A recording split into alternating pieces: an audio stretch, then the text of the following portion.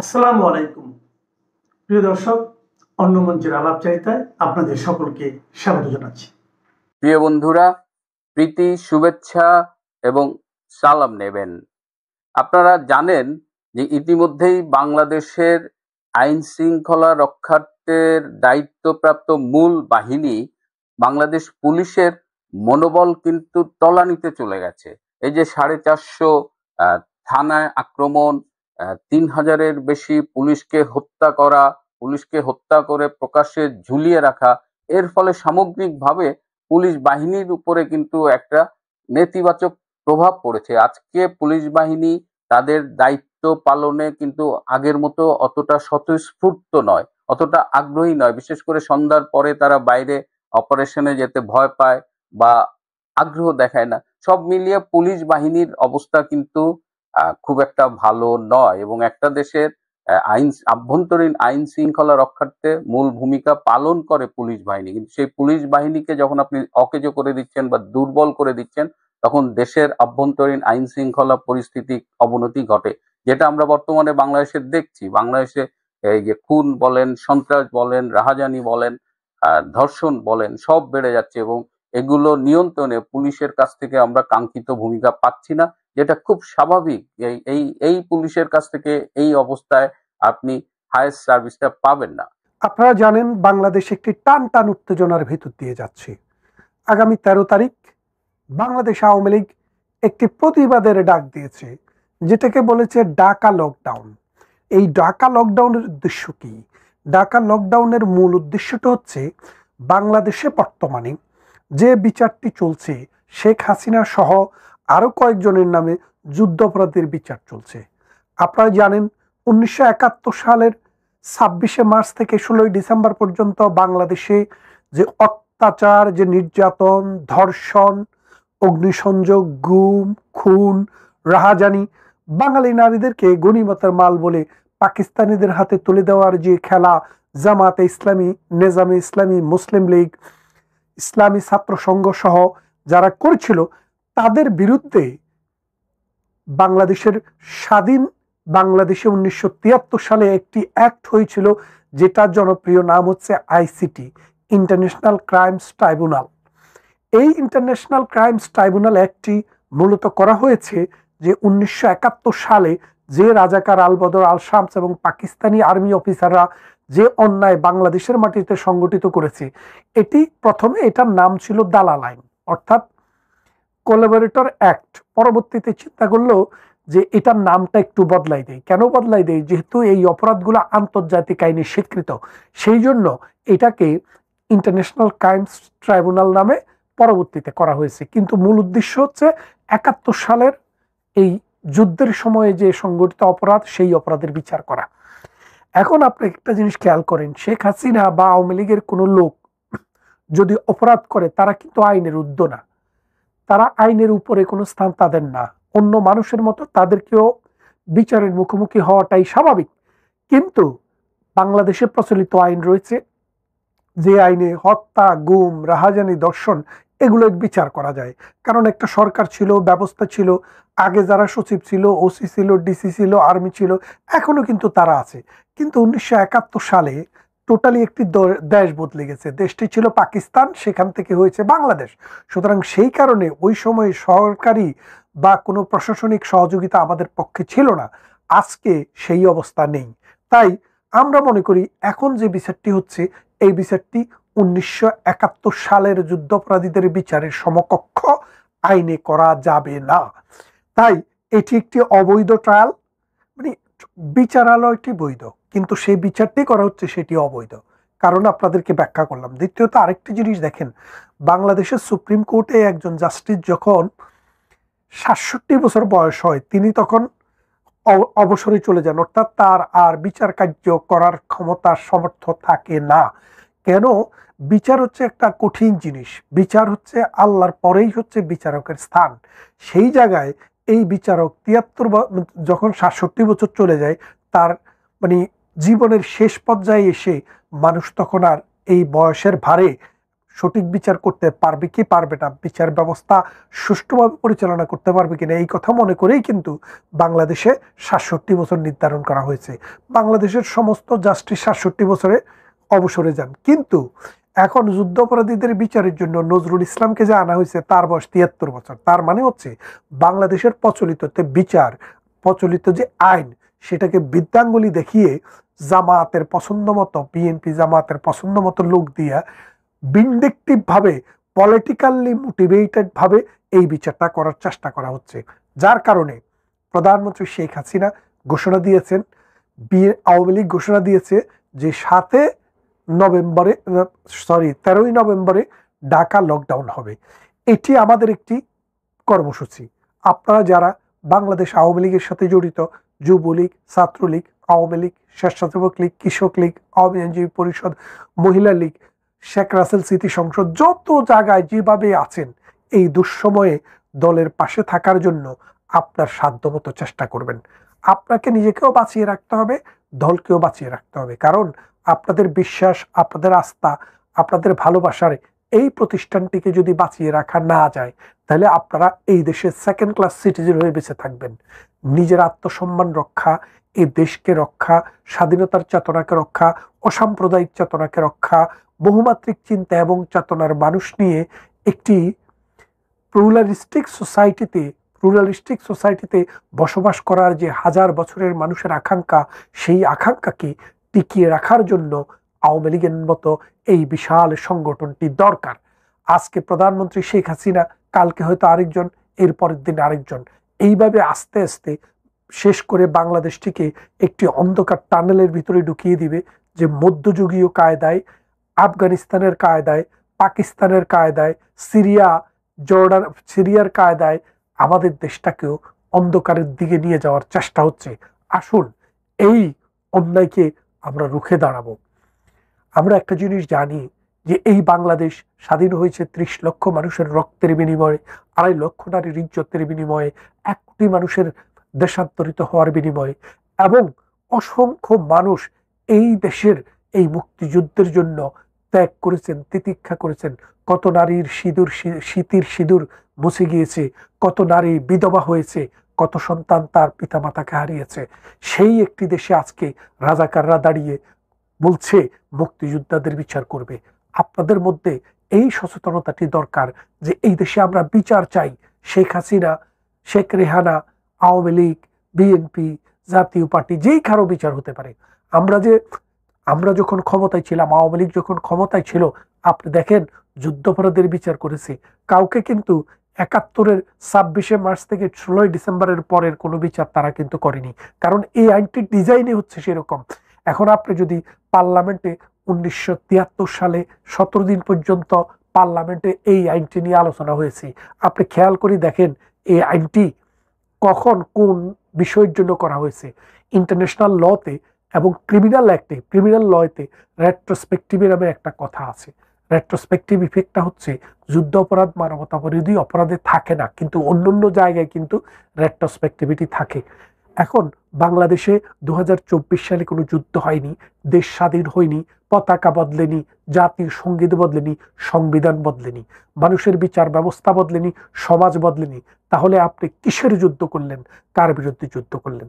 আপনারা সাম্প্রতিক দেখেছেন দ্য নিউ এক্সপ্রেস পত্রিকায়, ইন্ডিয়ার যে পত্রিকাটিতে তিনি সাক্ষাৎকার দিয়েছেন, উনি বলেছেন আমার সময়ে যে মানুষ মারা গিয়েছে, যদি মারা যেয়ে থাকে সে 1 জন হোক আর 1000 জন হোক, সেটার জন্য লায়াবিলিটি আমার উপরে আসে, কারণ আমি রাষ্ট্রের প্রধান ছিলাম। আমি প্রস্তুত, যেহেতু জাতিসংঘ রিপোর্ট, জাতিসংঘকেও তিনি চ্যালেঞ্জ জানিয়েছেন যে আসেন আন্তর্জাতিক আদালতে, আন্তর্জাতিক ক্রিমিনাল কোর্টে, ফৌজদারি আদালতে আমার জন্য বিচার করেন, আমি সেখানে গিয়ে দাঁড়াতে প্রস্তুত। তার মানেটা কি দাঁড়াচ্ছে? যে এই ইউনূস সরকারের, এই জামায়াত গরিষ্ঠ সরকারের এবং জাতিসংঘের মুরুদ নেই, কারণ তারা জানে যে ক্যাঙ্গারু কোর্ট ছাড়া শেখ হাসিনার বিচার যদি কোথাও করে, তাকে দোষী সাব্যস্ত করা সম্ভব হবে না। এই দোষী শুধুমাত্র করতে পারবে ওই বাংলাদেশের ক্যাঙ্গারু কোর্টে, কিন্তু আন্তর্জাতিক আদালতে সেখানে 2 পক্ষের লয়ার থাকবে, সত্য বেরিয়ে আসবে। আপনারা জানেন আন্তর্জাতিক আদালতটি নেদারল্যান্ডে অবস্থিত। আমাদের নেত্রী সেখানে সেই বিচারে মুখোমুখি হওয়ার জন্য প্রস্তুত। তাহলে এখন তারা করবে না। কেন করবে না? কারণ এটা তো আসলে যুদ্ধ অপরাধে না। এখন যুদ্ধ অপরাধে যেখানে হয়নি সেখানে আপনি কাদের বিচার করবেন, কিসের বিচার করবেন? এই জন্য আমরা সবাই মিলে যে সিদ্ধান্তটি নিয়েছি যে আমরা 13ই নভেম্বর বেরিয়ে আসবো রাস্তায়, মানুষের মুক্তি এবং আমাদের রুল অফ ল আপহেল করব এবং এই দেশটাকে সঠিক পথে পরিচালনা করব। এবং আরও একটি খবর আপনাদেরকে দিয়ে রাখি, আমরা আগামী মঙ্গলবার 11ই নভেম্বর ব্রিটিশ পার্লামেন্টের সামনে বাংলাদেশি লয়াররা মিলে একটি প্রতিবাদ সমাবেশ করছি। আমরা সেদিন দিনের 12টা থেকে 2টা পর্যন্ত সময়ে ব্রিটিশ পার্লামেন্টের সামনে বাংলাদেশ আওয়ামী লীগের একটি অঙ্গ সংগঠন বঙ্গবন্ধু আওয়ামী আইনজীবী পরিষদ এবং বিভিন্ন শ্রেণী পেশার যে মানুষরা এই দেশে রয়েছেন তাদের বিভিন্ন অর্গানাইজেশন আছে, সবার সমর্থন আছে, কিন্তু সেখানে মূলত আমরা দাঁড়াবো লয়াররা, ব্যারিস্টার, সলিসিটর, অ্যাডভোকেট অথবা পৃথিবীর অন্য যে কোনো দেশে যিনি লয়ার হিসেবে আছেন তিনি আমাদের মেম্বার। এবং আমরা সবাই মিলে এই যুক্তরাজ্য পার্লামেন্টের সামনে ওয়েস্টমিনিস্টারে সকাল 12টা থেকে দিনের 12টা থেকে 2টা পর্যন্ত 2 ঘন্টা অবস্থান কর্মসূচি পালন করব এবং আমরা ডক্টর ইউনূসের যে এই পেশিবাদী শাসন ব্যবস্থা সেই শাসন ব্যবস্থার বিরুদ্ধে ধিক্কার জানাবো। আসুন আমরা বাংলাদেশকে একটি সুন্দর সুষ্ঠু ধারায় ফিরিয়ে আনি। ডক্টর ইউনূসের এই ক্যাঙ্গারু কোর্ট, তাজুলের এই ক্যাঙ্গারু কোর্টকে আমরা না বলি এবং rule of law is the basis of civilization. আমরা সভ্য কিনা সেটা দেখব যদি রুল অফ ল থাকে। বাংলাদেশে এখন রুল অফ ল নেই, কেননা বাংলাদেশে যে দলটি বাংলাদেশের জন্ম দিয়েছে তাদেরকে অবৈধ আইনের মাধ্যমে নিষিদ্ধ করে রেখেছে। তার মানে রুল অফ ল তো অর্ধেক মানুষ যদি না পায় তাহলে আপনি রুল অফ ল পাইলেন কোথায়? সুতরাং বাংলাদেশ এখন কোনো সভ্য মানুষের দেশ না। এই অসভ্য মানুষের দেশ থেকে এটাকে আবার সভ্য মানুষের দেশে রূপান্তর করতে হলে আবার আপনার আমাদের সকলের সহযোগিতা প্রয়োজন। আসুন 13ই নভেম্বর আমরা ঢাকা লকডাউনে অংশগ্রহণ করি। নভেম্বর মাসের দ্বিতীয় সপ্তাহ বাংলাদেশের রাজনৈতিক পরিমণ্ডলে ব্যাপক উত্তেজনা ও অনিশ্চয়তা তৈরি করেছে। এই উত্তেজনায় শুধু অন্তর্বর্তী সরকার বিরোধীরা নয়, সাথে আছে সরকারের মিত্ররাও। এই অস্থিরতার কেন্দ্রবিন্দুতে আছে দুটি ডেডলাইন, একটি হলো 13ই নভেম্বর আর একটি তার ঠিক 2 দিন আগে মানে 11ই নভেম্বর। 13ই নভেম্বর আন্তর্জাতিক অপরাধ ট্রাইব্যুনালে সাবেক প্রধানমন্ত্রী শেখ হাসিনার মামলার রায় ঘোষণার তারিখ নির্ধারণ হতে পারে এবং এটিকে ঘিরে তৈরি হওয়া ঢাকা লকডাউন কর্মসূচির আশঙ্কা সরকার ও সংশ্লিষ্টদের ভাবনায় ফেলেছে। সরকার ও পুলিশ মুখে বলছে 13 নভেম্বরে কার্যক্রম নিষিদ্ধ থাকা আওয়ামী লীগের লকডাউন কর্মসূচিকে ঘিরে শঙ্কার কিছু নেই, কিন্তু আওয়ামী লীগের একযোগে 1 লাখ বেলুন উড়ানোর কর্মসূচির কথা জানতে পেরে নড়ে চড়ে বসেছে সরকার। সেনাবাহিনীর অর্ধেক সদস্যকে ব্যারাকে ফেরত পাঠানোর সিদ্ধান্ত থেকে তড়িঘড়ি করে সরে আসতে বাধ্য হয়েছে। অনলাইনে কার্যক্রম নিষিদ্ধ থাকা আওয়ামী লীগের ব্যাপক প্রচারের সাথে ঢাকার কয়েকটি স্থানে ককটেল বিস্ফোরণের ঘটনা এবং পুলিশের ব্যাপক প্রস্তুতি 13ই নভেম্বর নিয়ে যে সরকারের শঙ্কা বাড়ছে সেটির ইঙ্গিত পাওয়া যাচ্ছে। বিশেষ করে পুরনো কৌশল বাদ দিয়ে নতুন কিছু করতে পারে আওয়ামী লীগ। আইন শৃঙ্খলা রক্ষাকারী বাহিনীর এমন আভাস সরকারকে ভাবিয়ে তুলেছে। সরকারের চিন্তার বলিরেখা আরো বাড়ছে এর ঠিক 2 দিন আগে অর্থাৎ 11ই নভেম্বর জুলাই জাতীয় সনদ বাস্তবায়নের প্রক্রিয়া নিয়ে চরম মতবিরোধে থাকা জামাত ইসলামী ও তাদের সমমনা দলগুলো কঠোর কর্মসূচির হুঁশিয়ারি দিয়েছে। এই 2 ঘটনা ঘিরে রাজধানী সহ সারা দেশে তীব্র উত্তেজনা এবং নিরাপত্তার শঙ্কা বিরাজ করছে।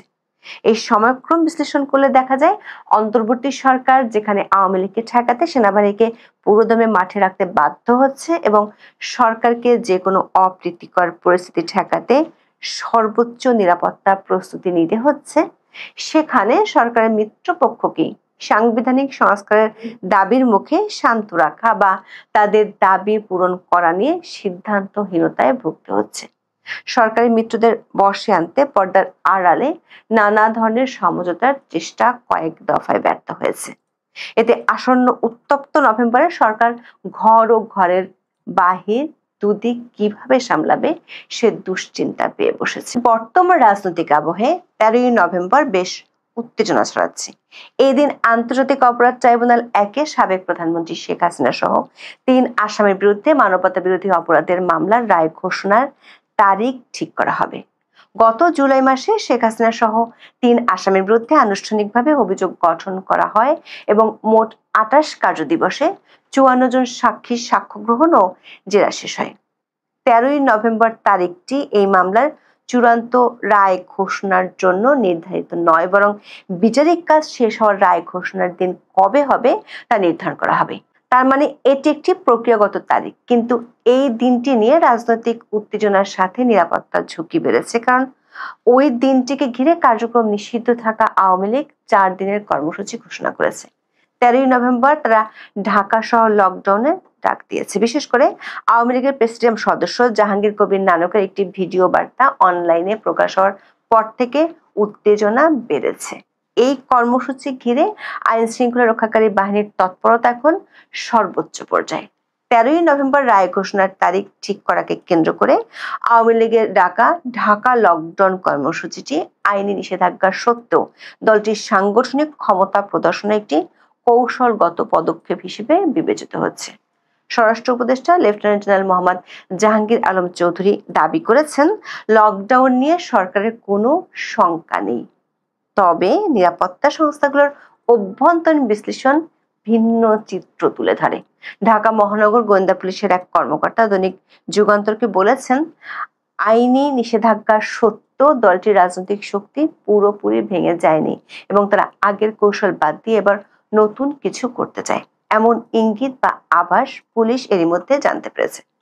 ঢাকা মহানগর পুলিশ বা ডিএমপির জনসংযোগ ও গণমাধ্যম শাখার উপ পুলিশ কমিশনার পাঠানো এক বিজ্ঞপ্তিতে বলা হয়েছে, 10 থেকে 12ই নভেম্বর রাষ্ট্রীয় অতিথি ভবন যমুনা সহ রাজধানীর বিভিন্ন স্থানে কার্যক্রম নিষিদ্ধ থাকা আওয়ামী লীগ ও সহযোগী সংগঠনের নেতা কর্মীরা 1 লাখ গ্যাস বেলুন উড়ানোর পরিকল্পনা করেছে। বিজ্ঞপ্তিতে গোয়েন্দা সূত্রের বরাত দিয়ে বলা হয়, রাজধানীর বিভিন্ন এলাকায় পৃথক অভিযানে আওয়ামী লীগ ও সহযোগী সংগঠনের 25 নেতাকর্মীকে গ্রেপ্তার করে ডিবি। প্রাথমিক জিজ্ঞাসাবাদে তারা জানিয়েছেন, আগামী 10 থেকে 12ই নভেম্বর রাষ্ট্রীয় অতিথি ভবন যমুনা সহ রাজধানীর বিভিন্ন স্থানে আওয়ামী লীগের স্লোগান যুক্ত 1 লাখ গ্যাস বেলুন উড়ানোর পরিকল্পনা করেছিলেন। ডিবির 9টি বিভাগের সমন্বয়ে এই অভিযানটি পরিচালিত হয়। দর্শক, গোয়েন্দাদের আশঙ্কা, 13ই নভেম্বরকে ঘিরে আওয়ামী লীগের এমন অভিনব বা নতুন নতুন কিছু কর্মসূচি দেখা যেতে পারে। এসব কর্মসূচির আশঙ্কা সরকারকে ভাবনায় ফেলেছে। বিষয়টি 9 নভেম্বর স্বরাষ্ট্র মন্ত্রণালয়ে অনুষ্ঠিত আইন শৃঙ্খলা সংক্রান্ত কোর কমিটিতে আলোচনা হয়েছে। এই বৈঠকের পর স্বরাষ্ট্র উপদেষ্টা আকস্মাত জানান, সেনাবাহিনীর কোনো সদস্যকে ব্যারাকে ফেরত পাঠানো হবে না। তিনি সাংবাদিকদের জানিয়েছেন, আইন শৃঙ্খলা নিয়ন্ত্রণে মাঠ পর্যায়ে দায়িত্বে থাকা বাংলাদেশ সেনাবাহিনীর 50% সদস্যকে সরিয়ে নেওয়া হচ্ছে না। সেনারা আগের মতোই মাঠে থাকবে দাবি করে স্বরাষ্ট্র উপদেষ্টা বলেন, এই মুহূর্তে সেনাবাহিনী আগে যেমন ছিল তেমনই থাকবে, তাদের উঠিয়ে নেওয়া হচ্ছে না। অথচ গত 5ই নভেম্বর কিছু গণমাধ্যমে খবর প্রকাশিত হয়, সেনাবাহিনীর মাঠ পর্যায়ের 50% সদস্যকে বিশ্রাম ও নির্বাচনকালীন প্রশিক্ষণের জন্য সাময়িকভাবে সরিয়ে নেওয়া হবে। একই দিন সেনা সদরে আয়োজিত সংবাদ সম্মেলনে মিলিটারি অপারেশনস ডিরেক্টরেট পরিচালক ব্রিগেডিয়ার জেনারেল দেওয়ান মোহাম্মদ মঞ্জুর হোসেন বলেন, সেনাবাহিনী প্রত্যাহার সংক্রান্ত একটি চিঠি পেয়েছেন। আইন শৃঙ্খলা পরিস্থিতি বিবেচনায় রেখে প্রয়োজনীয় ব্যবস্থা নেওয়া হবে। স্বরাষ্ট্র মন্ত্রণালয়ের সূত্রগুলো বলছে, আইন শৃঙ্খলা সংক্রান্ত কোর কমিটির বৈঠক এত ঘন ঘন হয় না। এখন পরিস্থিতি বিশেষ করে আওয়ামী লীগের কর্মসূচির কারণেই করতে হচ্ছে। বিশেষ করে গত শুক্রবার রাতে রাজধানীর কাকরাইল এলাকায় প্রধান বিচারপতির সরকারি বাসভবনের বিপরীত দিকে অবস্থিত সেন্ট মেরিস ক্যাথিড্রাল চার্চে জোড়া ককটেল বোমা নিক্ষেপ করা হয়, যার মধ্যে একটি বিস্ফোরিত হয়। একই রাতে ফার্মগেট ও পুরান ঢাকার কয়েকটি এলাকায় একাধিক ককটেল বিস্ফোরণের ঘটনা ঘটে। আবার গ্রেপ্তার হওয়া আওয়ামী লীগের কর্মীদের কাছে একযোগে বেলুন উড়ানোর মতো অভিনব কর্মসূচির কথা ফাঁস হওয়ায় সরকারকে সেনা প্রত্যাহার নিয়ে নতুন করে ভাবতে হয়েছে। সেনা প্রত্যাহারের সিদ্ধান্ত একই কারণে নিতে হয়েছে। সরকার যে কোনোভাবে 13ই নভেম্বর পর্যন্ত অপ্রীতিকর কিছু ঘটতে দিতে রাজি নয়। স্বরাষ্ট্র মন্ত্রণালয়ের সূত্রগুলো বলছে, পরিকল্পনা অনুযায়ী 10ই নভেম্বর থেকে ঢাকার প্রবেশপথ, হোটেল, মেস ও বিশ্ববিদ্যালয়ের হলগুলোয় বিশেষ তল্লাশি অভিযান পরিচালনা করা হবে এবং গুরুত্বপূর্ণ স্থাপনাগুলোয় অতিরিক্ত ফোর্স মোতায়েন করা হয়েছে। নিরাপত্তা প্রস্তুতি কত ব্যাপক তার একটি প্রমাণ পাওয়া যায় ঢাকা মহানগর পুলিশের মহড়ায়। সংবাদ সংস্থা পিটিআই এর প্রতিবেদন অনুসারে 9 নভেম্বর প্রায় 7,000 পুলিশ কর্মীকে নিয়ে ঢাকায় 142টি এলাকায় বড় আকারে মহড়া হয়েছে। এই মহড়া প্রধান উপদেষ্টা মোহাম্মদ ইউনূসের সরকারি বাসভবনের সামনে অনুষ্ঠিত হয়। নাশকতার আশঙ্কা মোকাবেলা ও শান্তিপূর্ণ পরিবেশ বজায় রাখতে পুলিশের পাশাপাশি র্যাব, বিজিবি এবং সেনাবাহিনীকে সমন্বিতভাবে মাঠে রাখার সিদ্ধান্ত হয়েছে। স্বরাষ্ট্র উপদেষ্টা মোহাম্মদ জাহাঙ্গীর আলম চৌধুরী নিশ্চিত করেছেন যে সেনাবাহিনী পূর্বের মতোই মাঠে থাকবে এবং তাদের প্রত্যাহার করা হবে না।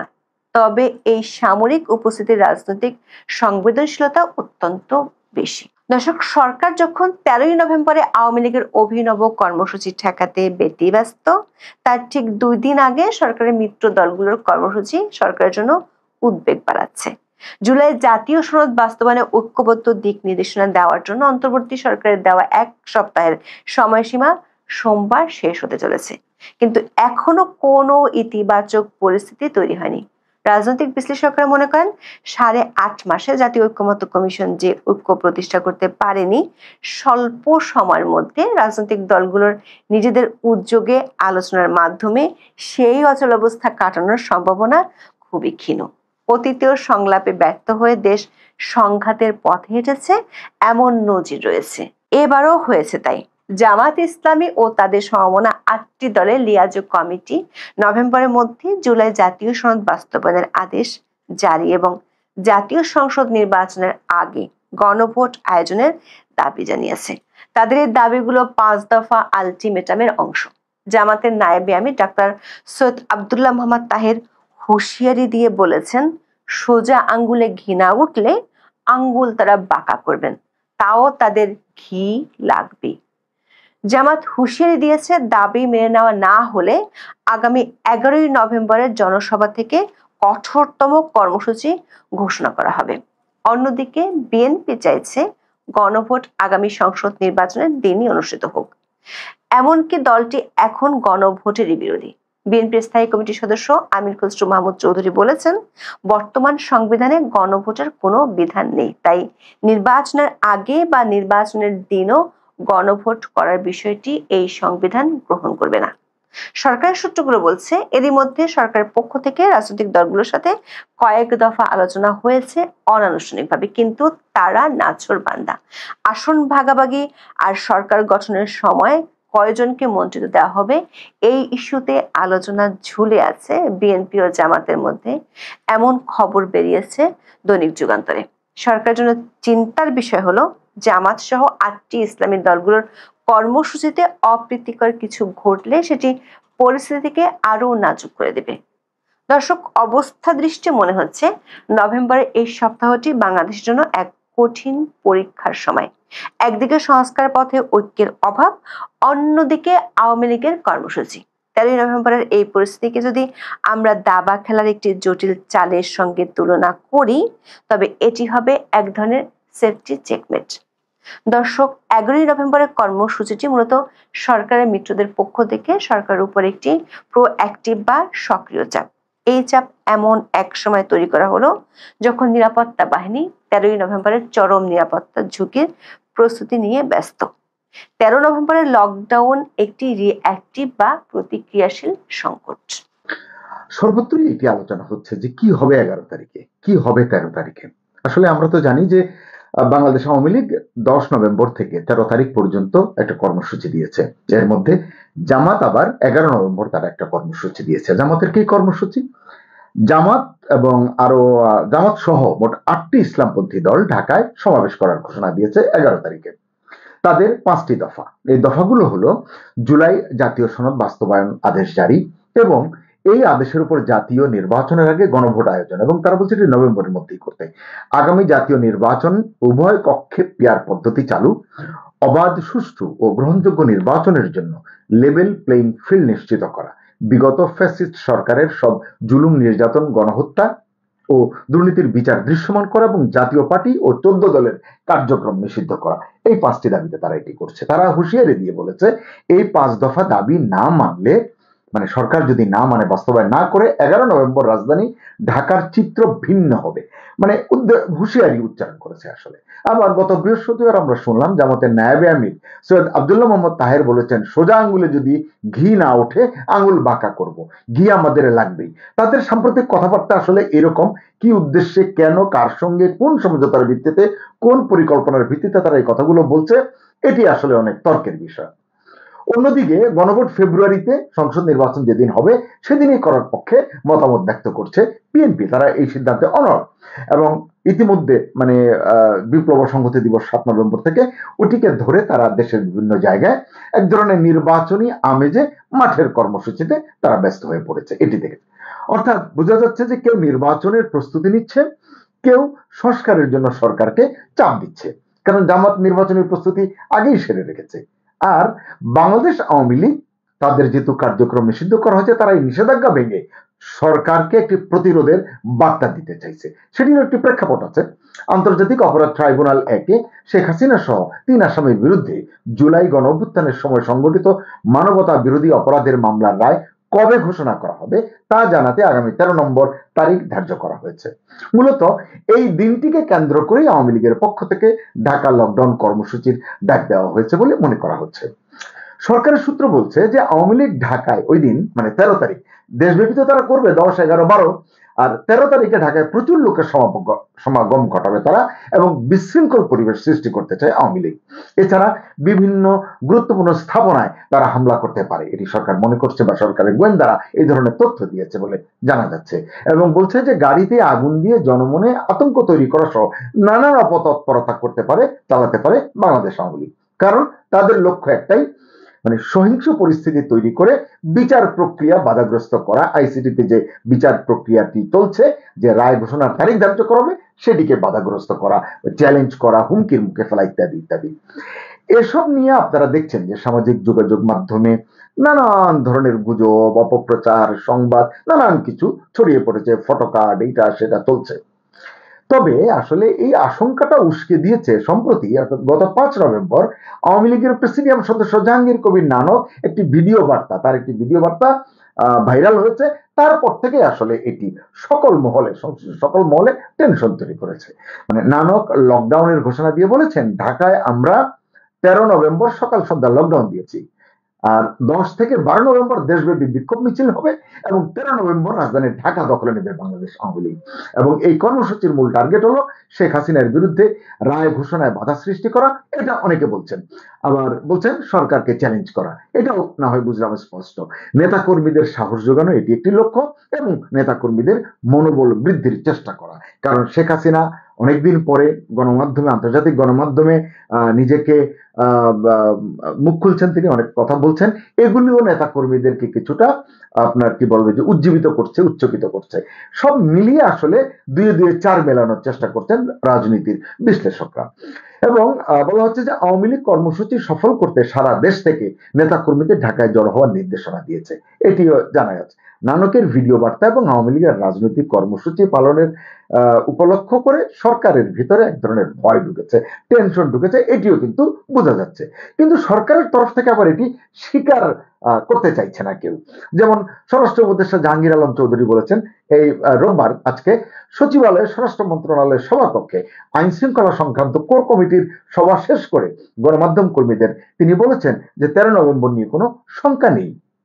আবার supreme court and special court security বিভাগের ডিসি মোহাম্মদ জসিমউদ্দিন মানবজমিনকে বলেছেন, রায় ঘোষণাকে কেন্দ্র করে নির্দিষ্ট হুমকির তথ্য কিংবা কোনো নিরাপত্তার শঙ্কা নেই। দর্শক খেয়াল রাখবেন, র্যাব সদর দপ্তরের লিগ্যাল ও মিডিয়া উইং এর পরিচালক wing commander MZM Intekhab Chowdhury বলেছেন, এগুলো উড়ো খবর, গুজবে কান দেওয়ার সুযোগ নেই। তার মানে আসলে এগুলোকে তারা পাত্তা দিচ্ছেন না। আবার গোয়েন্দা সূত্রগুলো বলছে আওয়ামী লীগের নেতা কর্মীরা একত্রিত হয়ে কোনো নাশকতা করার সুযোগ পাবে না। এটা গোয়েন্দা সূত্র বলছে। কেন বলছে? কারণ পুলিশ, র্যাব, গোয়েন্দা এবং সেনা সদস্যরা সতর্ক রয়েছেন।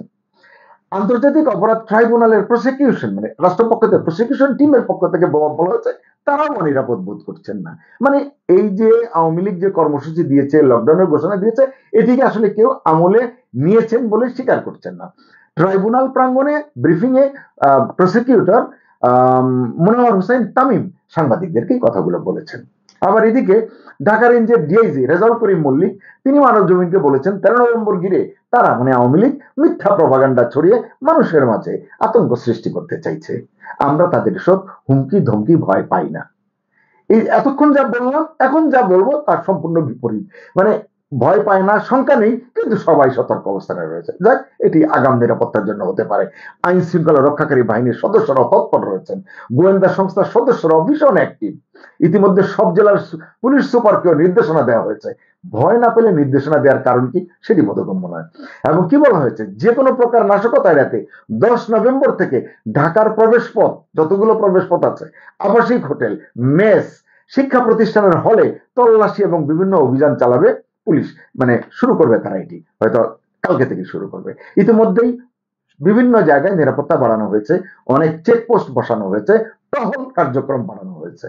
দেশব্যাপী আওয়ামী লীগ নেতাকর্মীদের ধরতে সাঁড়াশি অভিযানও সমানতালে চালাচ্ছে। ভয় পাচ্ছে না, শঙ্কা নেই, কিন্তু এগুলো চলছে। মানে এক উসিলায় আওয়ামী লীগকে আরো কোণঠাসা করবার একটি চেষ্টা। যাই হোক, সেটি তারা করুক। সামাজিক যোগাযোগ মাধ্যমে নজরদারি বাড়িয়েছে পুলিশের স্বীকার করছে, কিন্তু আবার তারা এটিও বলছে এখানে সমস্যা হচ্ছে বেশিরভাগ আইডি এবং পেজ দেশের বাইরে থেকে পরিচালিত হয়, ফলে এখানে তারা কিছু আসলে করতে পারছে না। আবার পুলিশেরই একটি সূত্র বলছে বিশৃঙ্খলা সৃষ্টির অপচেষ্টা চলমান। মানে কোনটি আপনি বিশ্বাস করবেন, আমলে নেবেন, এটি বলা মুশকিল। গত শুক্রবার রাতে রাজধানীর কাকরাইল, ফার্মগেট, মোহাম্মদপুর এবং পুরান ঢাকার বিভিন্ন এলাকায়, বেশ কয়েকটি এলাকায় ককটেল নিক্ষেপ করেছে, বিস্ফোরণ ঘটেছে, গণমাধ্যমে এসছে দুর্বৃত্তরা এটি করেছে। পুলিশ এটিকেও আওয়ামী লীগের কাঁধে হয়তো চাপাচ্ছে, জানি না। ডিএমপির মিডিয়া শাখার এক সংবাদ বিজ্ঞপ্তিতে জানানো হয়েছে রাজধানীতে 1 লাখ গ্যাস বেলুন উড়িয়ে রাজনৈতিক বার্তা ছড়ানোর পরিকল্পনা করা হচ্ছিল, মানে আওয়ামী লীগ করছিল। এমন তথ্যের ভিত্তিতে গত 24 ঘন্টায় বিভিন্ন জায়গায় সহযোগী সংগঠনের 25 নেতাকর্মীকে গ্রেফতার করেছে ঢাকা মহানগর গোয়েন্দা পুলিশ, অর্থাৎ ডিবি। তারা আগামী 10 থেকে 12 নভেম্বর রাষ্ট্রীয় অতিথি ভবন, মানে তারা মানে আওয়ামী লীগ, যমুনা এবং এর আশপাশে যেখানে ইউনুস থাকেন, গ্যাস বেলুন উড়িয়ে সরকারের বিরুদ্ধে প্রচারণা চালানোর প্রস্তুতি নিচ্ছিল বলে গোয়েন্দাদের কাছে নাকি যারা আটক হয়েছে তারা স্বীকার করেছেন। এদিকে আরেকটি খবর বেশ চাঞ্চল্য সৃষ্টি করেছে, যদিও পরের একটি ভিন্ন ব্যাখ্যা এসেছে। দুটো খবরই বড়, আমি সংক্ষিপ্ত করে জানাচ্ছি, কোনটি সত্য আমি বলতে পারবো না। প্রথমে কি জানা গেল, জুলাই আন্দোলনে ক্ষমতাচ্যুত আওয়ামী লীগের রাজনৈতিক কর্মসূচির বিরুদ্ধে এবার সেই আন্দোলন, মানে গত জুলাই আন্দোলনে সবচেয়ে সাহসী এবং যোগ্য যোদ্ধাদের, তাদের ভাষায়, অস্ত্র সজ্জিত করে রাজপথে নামাচ্ছে অন্তর্বর্তীকালীন সরকার। এবং এটির দায়িত্ব হয়েছে যুব, ক্রীড়া এবং স্থানীয় সরকার উপদেষ্টা আসিফ মাহমুদ সজীব ভুঁইয়ার উদ্দেশ্যে। তার নির্দেশে গঠিত 9000 সদস্যের বেসরকারি মিলিশিয়ার কয়েক হাজার যুবককে পুলিশের ইউনিফর্ম পরিয়ে 10 থেকে 13 নভেম্বর আওয়ামী লীগের বিক্ষোভ দমনে মোতায়েন করছে বা করা হচ্ছে, এরকম একটি সংবাদ এসছে। এই সংবাদটি বাংলাদেশের কোনো কাগজে আসে, এটি বিদেশি কাগজে এসছে। সেই কাগজটি আসলে দাবি করছে বাংলাদেশ পুলিশের গোপনীয় 9 পৃষ্ঠার স্পেশাল সিকিউরিটি প্ল্যান, এটা নথি, সে নথি থেকে তারা এই চাঞ্চল্যকর তথ্য পেয়েছে। এর রেফারেন্সে তারা বিশাল একটি রিপোর্ট করেছে। আমি দু একটি তথ্য শুধু আপনাদেরকে দেব। তারা বলেছে যে পুলিশের ইউনিফর্মে অক্সিলারি ফোর্স, ওই যে নথি অনুযায়ী 9 পৃষ্ঠার, বলা হচ্ছে ঢাকা মহানগরীর 9টি সেক্টরে মোট 6829 জন পুলিশ কর্মী মোতায়েন করা হবে। এর মধ্যে শত শত যুবক যারা আসিফ মাহমুদের নির্দেশে গঠিত ট্রেনিং প্রাপ্ত অক্সিলারি ফোর্সের সদস্য, যে মিলিশিয়ার কথা বলা হয়, এটিও দু একটা কাগজে, দেশি বিদেশি কাগজে এসেছে। সোশ্যাল মিডিয়ায় এটি নিয়ে কিন্তু বেশ চর্চা চলছে গত বেশ কিছুদিন ধরে। এবং কি বলছে তারা, এই অক্সিলারি ফোর্সের সদস্যরা ঢাকা মেট্রোপলিটন পুলিশের স্ট্যান্ডার্ড ইউনিফর্ম পরবে। এই ইউনিফর্ম পরে তারা রায়ট গিয়ার, রেইনকোট এবং অস্ত্র সহ মাঠে থাকবে। এই যুবকরা ইতিমধ্যেই নাকি ঢাকার বিভিন্ন এলাকায় অবস্থান নিয়েছে। এটি দ্বারা আমার পক্ষে চেক করা সম্ভব নয়। ওই নথি অনুযায়ী ওই পত্রিকাটি বলছে 49টি থানা এলাকাকে 9টি সেক্টরে ভাগ করে প্রতিটি সেক্টরে প্লাটুন গঠন করা হবে বা হয়েছে। প্রতি প্লাটুনের নেতৃত্বে থাকবেন কারা? পুলিশ কর্মকর্তা। কিন্তু সদস্যদের বড় অংশ হবে এই প্লাটুনের সদস্যরা হবে এই বেসরকারি মিলিশিয়া যে করা হয়েছে তাদের সদস্যরা, এবং এদেরকে কন্ট্রোল রুম থেকে ওয়েলনেস কমান্ডের মাধ্যমে সমন্বয় করা হবে, এদের সকল কর্মকাণ্ড আপনার নিয়ন্ত্রণ করা হবে বা এদেরকে গাইড করা হবে। যাই হোক, আমরা দেখেছি গোপালগঞ্জের ঘটনার সময় কন্ট্রোল রুমে কারা ছিলেন, কারা এখান থেকে নিয়ন্ত্রণ করেছেন। আমি আর অন্য বিতর্কে যেতে চাই না। পরে এই সংবাদটি এটিকে আবার কাউন্টার আর একটি সংবাদ পেয়েছি, আমি সেটিও সততার সঙ্গে আপনাদের সামনে তুলে ধরছি।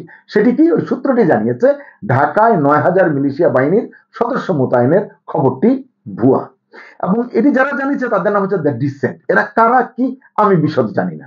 ডিসেন্টের অনুসন্ধানে নাকি দেখা গেছে ঢাকায় প্রাইভেট মিলিশিয়া বাহিনী মোতায়েনের দাবি সত্য নয়। শনিবার অর্থাৎ ৮ নভেম্বর রাজধানীর ১৪২টি গুরুত্বপূর্ণ স্পটে একযোগে বড় ধরনের একটি মহড়া চালিয়েছে ঢাকা মহানগর পুলিশ মানে ডিএমপি। প্রায় ৭,০০০ পুলিশ সদস্য এই মহড়ায় অংশ নিয়েছে। পুলিশের পক্ষ থেকে দাবি করা হয়েছে নিয়মিত কার্যক্রমের অংশ হিসেবে এই মহড়াটি অনুষ্ঠিত হয়েছে। ঢাকা মহানগর পুলিশের ডিএমপির গণমাধ্যম ও জনসংযোগ বিভাগের উপকমিশনার মোহাম্মদ তালিবুর রহমান গণমাধ্যমকে জানিয়েছেন এটা আমাদের নিয়মিত নিরাপত্তা মহড়া। তার মানে মহড়াটি হয়েছে এই যে বিপুল সংখ্যক পুলিশের ফোর্স মোবিলাইজেশনের এটি একটি অংশ, এটি নিয়মিতই হয়ে থাকে তিনি বলছেন। অর্থাৎ ঢাকায় কোনো প্রাইভেট মিলিশিয়া বাহিনী মোতায়েন করা হয়নি, এটি তো বোঝা যাচ্ছে, বরং পুলিশের নিয়মিত নিরাপত্তা মহড়ার অংশ হিসেবেই ঢাকায় পুলিশের অতিরিক্ত উপস্থিতি লক্ষ্য করা গেছে। বলা হয় প্রায় ৯,০০০ তরুণ তরুণীকে আত্মরক্ষার কৌশল হিসেবে এবং তাদেরকে যে আগ্নেয়াস্ত্রের প্রশিক্ষণ দেওয়া হবে, এই মৌলিক প্রশিক্ষণ দেওয়ার যে কর্মসূচি এটি অন্তর্বর্তী সরকার হাতে নিয়েছে, কিন্তু কর্মসূচিটি এখনো শুরু হয়নি। এটি শুরু হবে ২২ নভেম্বর ২০২৫ থেকে। এমন অবস্থায় যে আওয়ামী লীগ রাজপথে যে কর্মসূচি দিয়েছে, শেখ হাসিনা গণমাধ্যমে যেভাবে তার কথাগুলো বলছেন, তিনি প্রধান উপদেষ্টা ইউনূসকে আক্রমণ করছেন, তার অর্থনৈতিক অনৈতিকতা অসততা নিয়ে প্রশ্ন তুলছেন, এগুলো নিয়ে দেশে বিদেশে সকল জায়গায় কিন্তু তুমুল তর্ক বিতর্ক চলছে, এবং ইউনূসের যে জনপ্রিয়তা সেটিও প্রায় তলানির দিকে চলে এসেছে। মানুষ তাকে আর আগের মতো বিশ্বাস করছে না, এমনটি সাধারণ মানুষের সঙ্গে কথা বললে বোঝা যাচ্ছে। কিন্তু এমন একটি পরিস্থিতিতে আওয়ামী লীগ যে কর্মসূচি নিয়েছে এটি দেখার বিষয় যে শেষ পর্যন্ত আওয়ামী লীগ এই কর্মসূচিটি কতটা বাস্তবায়ন করতে পারে। সরকার যতই বলুক শঙ্কা নেই, সরকার যে মরিয়া হয়ে আছে আওয়ামী লীগকে প্রতিরোধ করবার জন্য, আওয়ামী লীগকে রুখে দেবার জন্য, ঠেকানোর জন্য, এটি কিন্তু যে কথাগুলো বললাম তা থেকে স্পষ্ট। আরো অনেক কথা আছে, ভিডিওর কল করে বাড়িয়ে লাভ নেই, একই কথা, থোর বড়ি খারাপ খারাপ বড়ি তোর। আওয়ামী লীগ চাইবে তাদের কাজ করতে, সরকার চাইবে তাদেরকে কোণঠাসা করতে। যেভাবে ডিএমপির একজন বড় কর্তা বলেছেন যে গত কয়েক মাসে ৩,০০০-এরও বেশি আওয়ামী লীগের নেতাকর্মীকে গ্রেফতার করা হয়েছে ঝটিকা মিছিল থেকে। অর্থাৎ আওয়ামী লীগের কোনো ধরনের কর্মসূচি করার কোনো পথ সুযোগ কিছু সরকার রাখতে চায় না। দেখা যাক কি হয়।